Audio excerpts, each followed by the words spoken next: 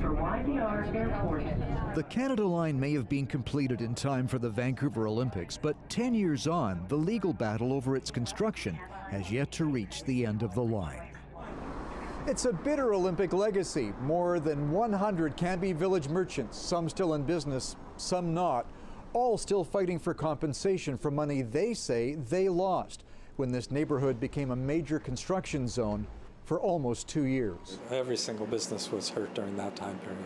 Leonard Shine says 39 Cambie village businesses went belly up due to the construction. He claims they were first promised the work would be done underground through a bored tunnel, only for the Public Transportation Authority, TransLink, and the builder, SNC-Lavalin, to opt instead for cheaper cut-and-cover construction. And promises of 3 months of disruption became 18 months.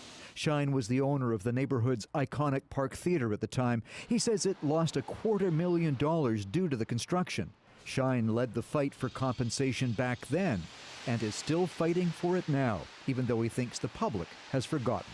I think people would be upset because, you know, we all want public transportation. Government should spend money on public transportation, but you can't take advantage of small local neighborhood businesses to get that public transportation. The Cambie village merchants won a class action lawsuit in 2018, but TransLink and SNC-Lavalin appealed.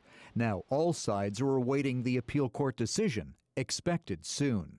Well, the stress was killing me because I was doing fairly well. In addition to the financial toll, some merchants claim the construction took a physical toll too. Lee Jensen says he was forced to move his women's clothing business to South Granville, but he says the strain sparked a brain aneurysm that put him in a coma for a month and a half. He opted out of the court action. I don't even want to go there anymore because, you know, my health is more important to me than all this stuff. It has impacts, you know, it is noisy. This transportation expert says there's a problem with seeking compensation. Public works are built for the public good, like this disruptive water main work in the West End. Here's a water line next to my building. Can I now go and say, you know, I'd like to be compensated for the cut-off access and lots of noise? Short-term impacts, that's just a cost for the greater good. But Cambie village merchants argue that while their neighborhood is thriving now, their Olympic legacy of loss deserves compensation.